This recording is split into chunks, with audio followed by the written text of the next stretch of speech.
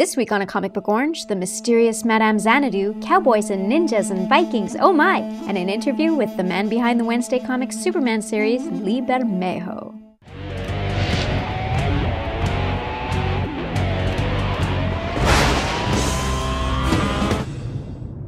Welcome to a special interactive episode of A Comic Book Orange.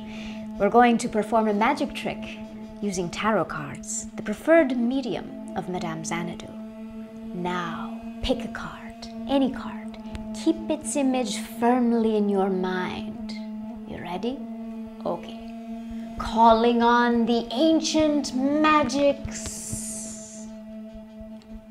Your card predicts that you will be watching a review of Madame Xanadu from Vertigo right now. Madame Xanadu is the immortal occult investigator, using tarot cards and other magics to help her supernaturally troubled clientele. Created in the late 70s, this new Vertigo incarnation carries some of the original's Tales from the Crypt sensibilities as writer Matt Wagner explores the character while she explores magical mysteries. Wagner brings the same attention to complex plots and historical details that he did on his critically acclaimed Sandman Mystery Theater. In fact, he even brings Sandman. The only problem is that some of the drama feels weak, as Xanadu never seems to be in any real danger. She always has the right spell right at her fingertips. The art team of Amy Reeder Hadley and Richard Friend do an excellent job mixing the real with the unreal, with clean line work adding dimension to every scene with just the right touch of magic. After kicking off the series, they return following a special interim story arc by Michael William Kaluta, who originally designed the character. The second part of the Madame's latest adventure comes out today, though you can dive into the series with the trade paperback collecting the first 10 issues. We give Madame Xanadu 3 oranges out of 5.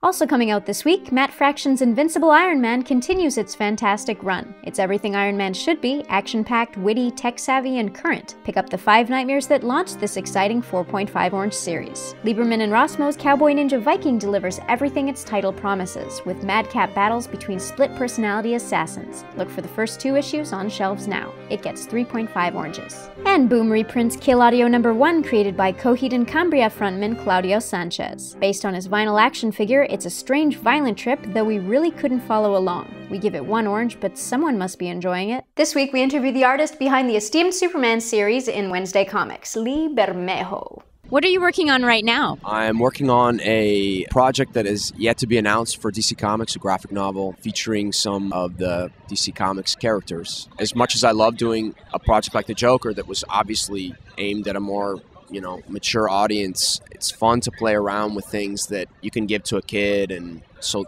this will be more along the lines of Wednesday Comics in terms of its content. Your Superman comic from Wednesday Comics got featured in USA Today. How does that feel? Flattering, humbling, and exciting all at the same time, especially in a project that was so full of great work. I mean, a lot of the other creators, I think, did a much better job than me, so it was humbling in that respect. It was certainly flattering, that they made such a big deal about it towards the beginning, and I got a big kick out of seeing that first page printed in USA Today, and it was a great experience. But overall, I really hope that it did something to get people to pick up Wednesday Comics, and I guess not even just Wednesday comics in general. Where do you get your inspiration for drawing characters? I love fashion magazines, but I also enjoy, a filmic, quote-unquote, approach to things. So I try to approach things almost like a cinematographer or costume designer or something for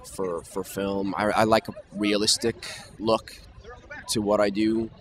So I get inspiration from everywhere. Any plans to do creator-owned projects? Yes, absolutely. I'd love to do creator-owned stuff, and I've been working on a couple projects of my own on the side. And I think that's really what it's all about. I mean, as much fun as it is to do big corporate characters, Batman and Superman, and work for the big two. You have the opportunity with this medium to create stories, and I like the fact that they don't have to just be about superheroes or big corporate properties, and I just want to create stories. For more information on Lee Bermejo, check out his blog at leebermejo.blogspot.com. Well, that's it for this week. This week's Madame Xanadu review was suggested by Justin Cristelli on our Facebook fan page. Come suggest titles you'd like to see reviewed at facebook.com/acomicbookorange. And I'll see you next week for another episode of A Comic Book Orange. This week we interview the Christian Bale of comics, Lee Bermejo.